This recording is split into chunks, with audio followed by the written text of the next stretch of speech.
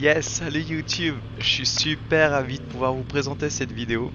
Alors, fait exceptionnel, c'est pas moi qui suis derrière le guidon.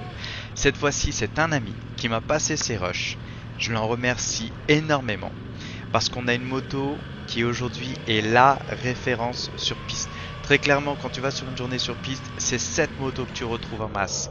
Et là, on a le modèle 2020, c'est-à-dire la toute dernière évolution du Yamaha R1. Clairement, on ne peut pas faire mieux. Après, il faut la modifier. Et là, celle-ci, elle est entièrement stock. Donc, je voudrais pas rentrer trop dans les détails entre la 2019 et la 2020. Mais quand même, je veux rappeler quelques petits détails. Sur cette version-là, on va retrouver exactement la même puissance que l'ancien modèle.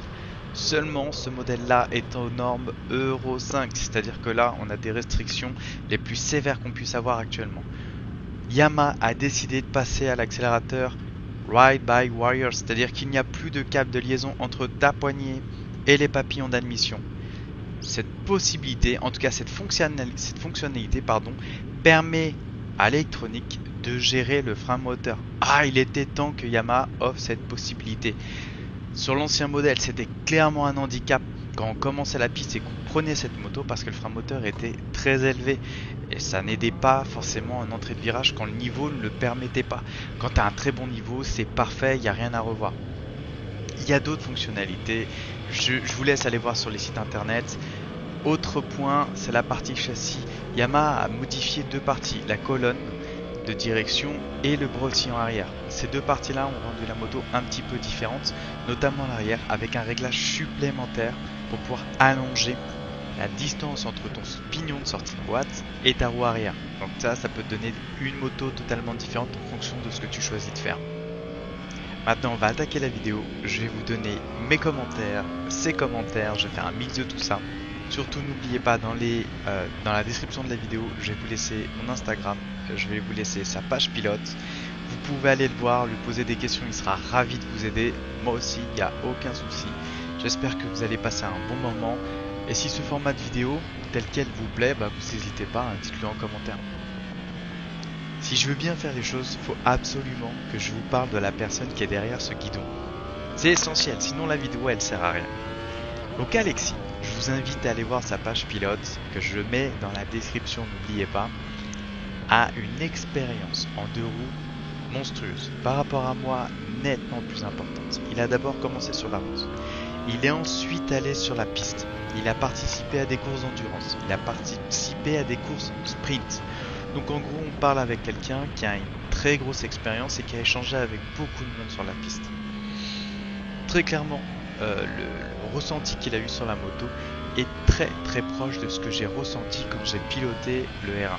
Ces dernières années, il a changé pas mal de motos, donc c'était pas forcément des motos d'origine, donc ça va être compliqué de faire un comparatif direct entre ce qu'il avait avant, mais quand même, je peux vous dire qu'il a eu la Suzuki, il a eu la Kawa, il a eu du R1, donc la Yamaha qu'il a actuellement, et à côté de ça, il a pendant cette journée testé la BMW S1000R 2020. Alors là, c'est l'apothéose. Il a pu avoir pratiquement toute la gamme de motos qui était disponible actuellement entre les mains. Donc alors là, c'est du caviar, on va pouvoir se régaler avec son ressenti. Allez, maintenant on attaque avec son ressenti. Donc ça va être son texte que je vais m'approprier et que je vais vous redonner.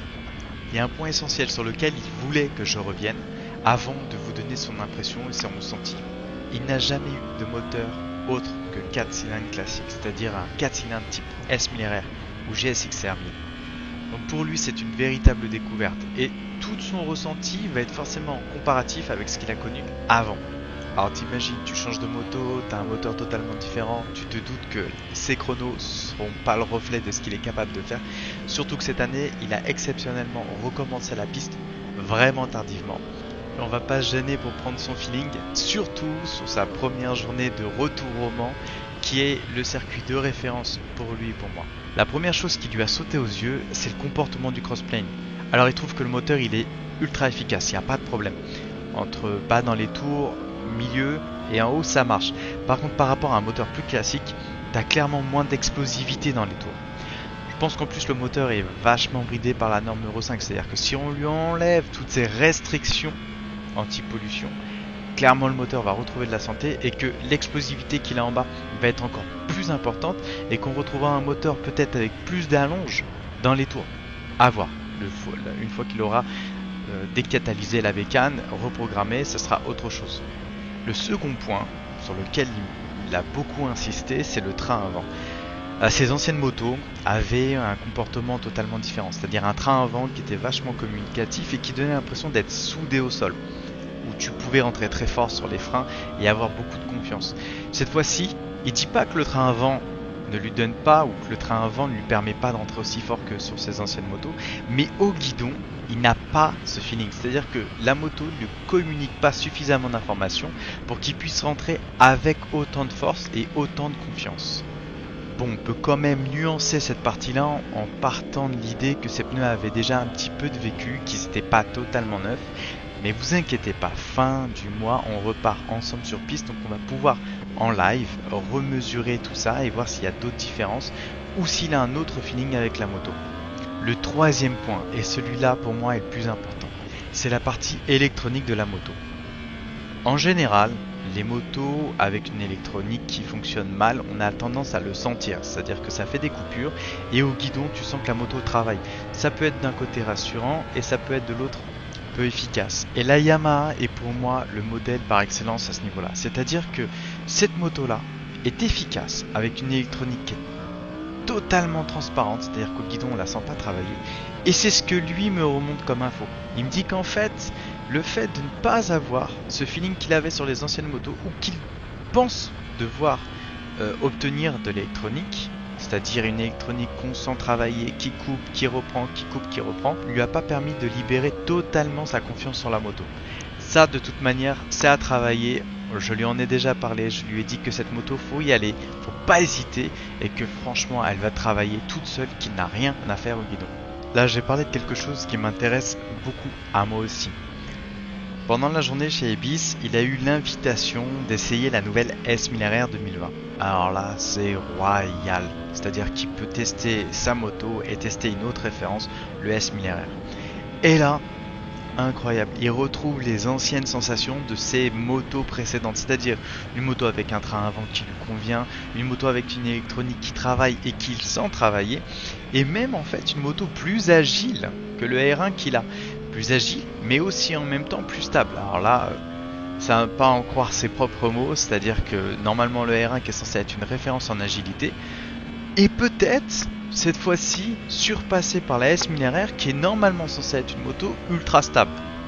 Ouais, je sais, c'est surprenant, mais il n'y a pas à chipoter, il a pris un pied d'enfer. Le moteur est ultra, c'est-à-dire qu'il marche très fort, il reprend très fort, l'électronique fonctionne comme son ancien modèle, avec des petites coupures. Alors là, tu es sur des modèles de démonstration, elles sont pas forcément réglées à la convenance de la personne qui est dessus, ni au niveau de la personne qui va l'utiliser, mais n'empêche, il retrouve une électronique qui fonctionne comme lui le souhaite, c'est-à-dire avec des coupures, des coupures, des coupures et de la reprise, quelque chose qu'il est capable de sentir au guidon.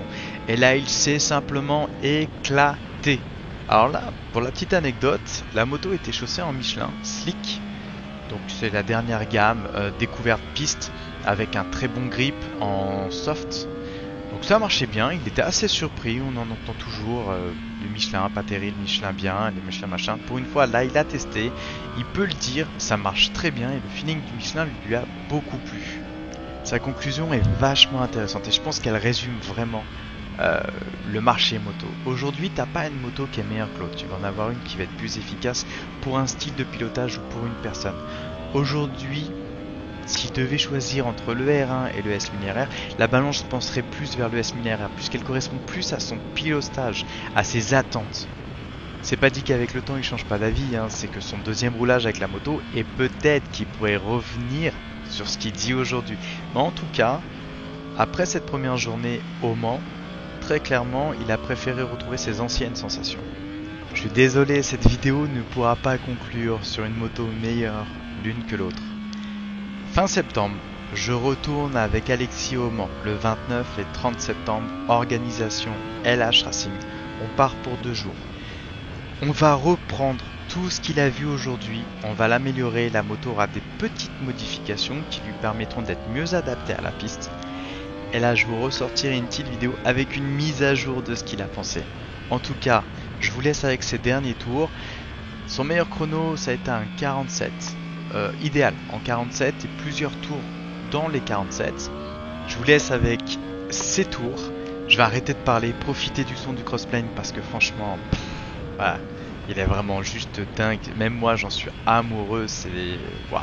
Merci à tous d'avoir suivi cette vidéo, d'avoir écouté ce que j'avais à raconter, d'avoir écouté ce que Alexis avait raconté. N'oubliez pas, venez sur Instagram, venez discuter avec moi, allez sur la page pilote d'Alexis, soutenez-le et n'hésitez pas à lui poser des questions si vous en avez, il sera ravi de vous répondre. Merci à tous.